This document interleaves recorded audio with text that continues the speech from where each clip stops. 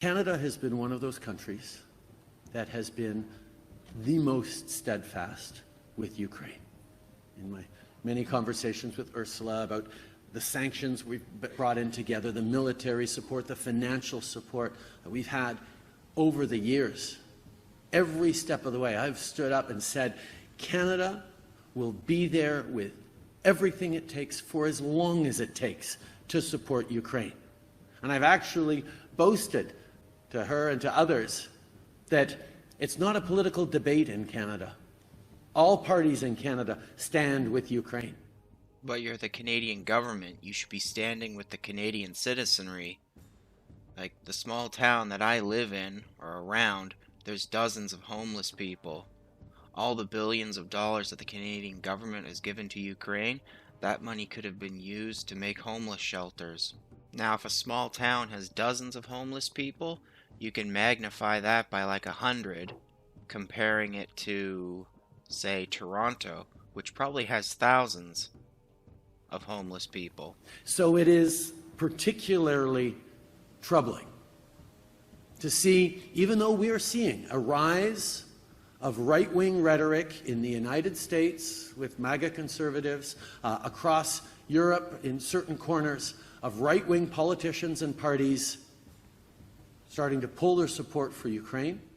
Yeah, these right-wing politicians are gaining a foothold because people are tired of throwing money at Ukraine, knowing that they probably won't get it back.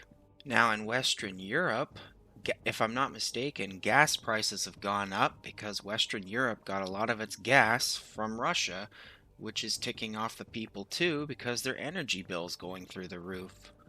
And on top of that, you got all this migrant violence going on in Western Europe as well.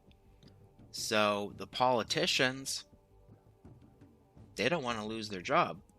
I mean, they don't really care about the citizenry, but they like their cushy job. Starting to parrot Russian disinformation and misinformation and propaganda.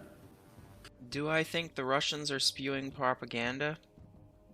In all honesty, I can't tell anymore, because I don't even trust my own country's news outlets, let alone my own government. So, you know. Suddenly, the Conservative Party of Canada would choose to not stand with Ukraine in something that they need. Didn't he say in the beginning that all of Canada's political parties were united in their support of Ukraine? I'm going to check that. I've actually boasted to her and to others that it's not a political debate in Canada. All parties in Canada stand with Ukraine. Huh. Evidently not. And to use the frankly absurd excuse that it's because Ukraine will be bringing in a price on pollution in the coming years.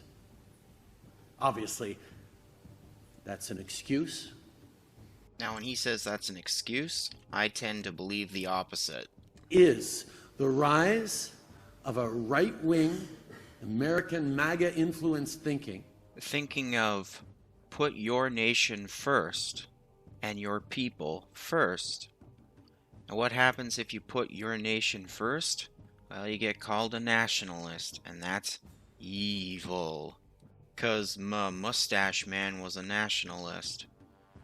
I would say he was more along the lines of a socialist, but hey. The Conservative Party of Canada and Pierre Poilievre turn their backs on history, turn their backs on our friends and allies, turns their backs on the international rules-based order.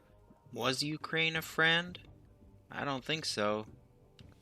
My understanding of Ukraine, the guy before Zelensky, he was pro-Russian. Then something happened, Zelensky came in, and he was pro-Western, which ticked the Russians off. Now this Poilievre guy, he's talking about something carbon tax.